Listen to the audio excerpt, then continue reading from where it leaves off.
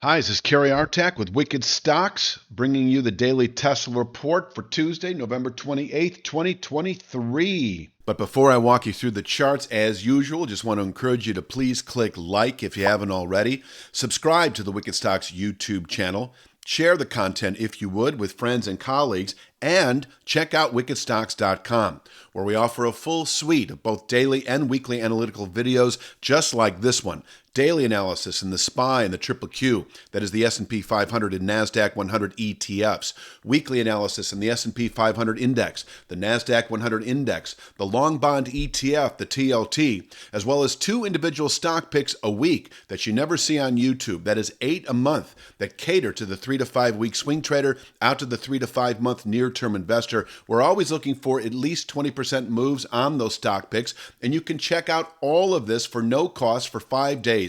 We offer a 5-day free trial up front with a wickedstocks.com subscription. So sign up for wickedstocks.com, check it all out. If you don't like what you see within 5 days, you can cancel your subscription at no cost to you whatsoever. Before I jump into the charts, I wanted to mention that on Monday we put out a stock pick on Five Below, the American discount retail chain. You may have a look at that. There's some good things happening there potentially. We get a 5-day free trial. You'll see it for free.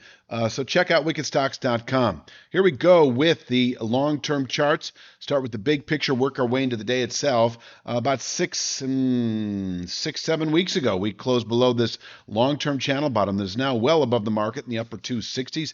At one point, anticipating a bearish continuation down to the 174.28 channel bottom.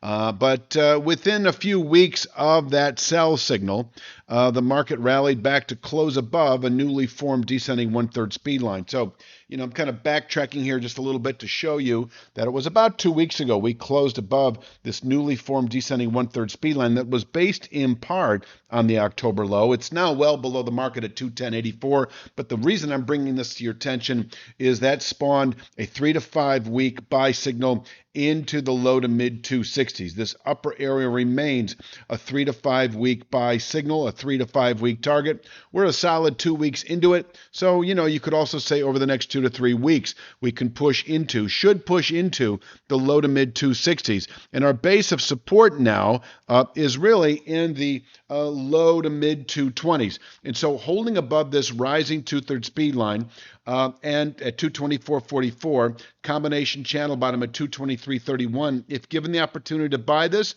this is well suited for not only day traders, 3 to 5 day swing traders, but also 2 to 3 week swing traders who can then anticipate a rally into the low to mid 260s. This objective still intact above 223.31. Let's talk upside today. There's a lot going on with this chart here. In fact, there's a lot to be said about this chart right now. 230.72 remains our intraday support, above which 242.84 in reach. Now, yes, we have this trend line off these highs that today's at 242.40. I am actually skewing upward to 242.84, which is the high settlement price following that late October low. And it is also our upward pivot point through the rest of the week and into next. If we push through 242.84 today, a level that may well contain daily buying pressures, but if we push through it, the 246.68 50% upside retracement is in reach again today. I'm not expecting a double top here, unless we top out here on an intraday basis at 246.68 and then proceed to fall back to close below 242.84. So that is the possibility, and that's why I like the settlement-based signals. If we close above 242.84, even if we do not close above 246.68, I think odds favor then a violation of 246.68 on Wednesday. And in fact, the intraday could look more like this, where we pushed through 242.84 today. Yes, we hesitated 246.68 on the way up, but we just might reach 249.57 by the closing bell.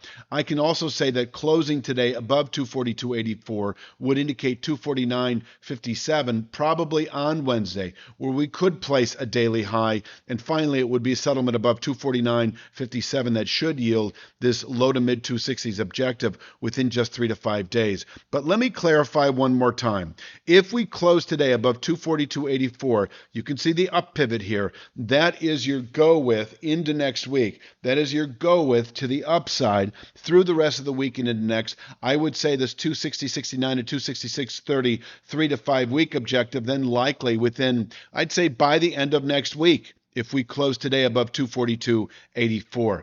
Back to the downside, just to repeat, that 230.72 is still there, able to contain intraday weakness. And if we break 230.72, this 223.31 to 224.41 region likely today, where we can place a weekly low, possibly bottom out through next week. Once tested within 2 to 3 weeks of doing so, we can push on into this 260.69 to 266.30 region. This upper area able to contain buying through January and possibly into later Q1. In terms of, the options traders, if we test the 224.44 speed line today, you might reach for 260, 265 out of the money calls that don't expire. I would go a couple of months out on that, even though this is more of a 2 to 3, 3 to 5 week play.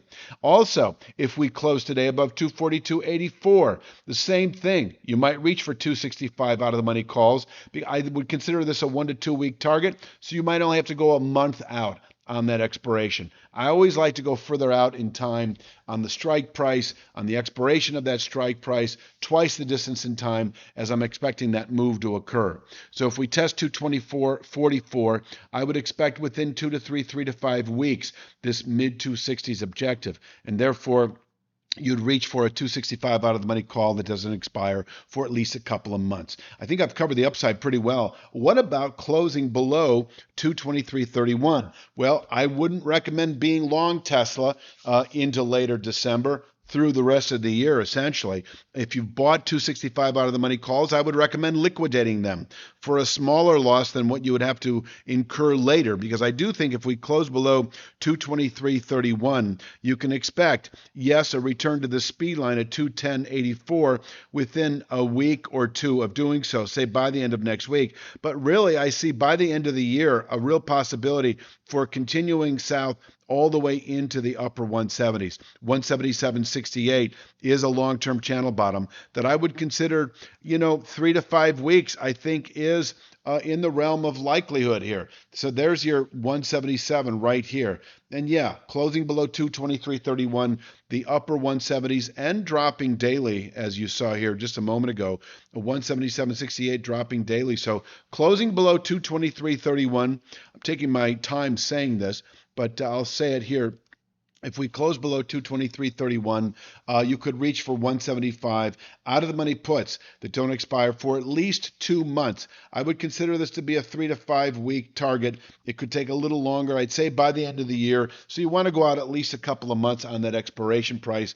174.28 is, by the way, the channel bottom on the weekly chart that you can see here. And it becomes an objective, once again, if we close today below 223.31. Until then, this is sort of your pivot point through the rest of the year, essentially. Holding above 224.44, our 3 to 5 week target at 266.30 that we've had now for the last couple of weeks remains intact. And if we close below 223.31, just the opposite. I would exit any of those out of the money calls you may have purchased. If you're long Tesla, I would recommend reversing and going short, because I do think the mid 170s are likely by the end of the year. I think it's about as simple as I can say it. I'm going to leave it at that for Tuesday's Tesla Report. Please click like, share, subscribe, and check out wickedstocks.com. I'll be back tomorrow with Wednesday's Tesla, and you have a great day.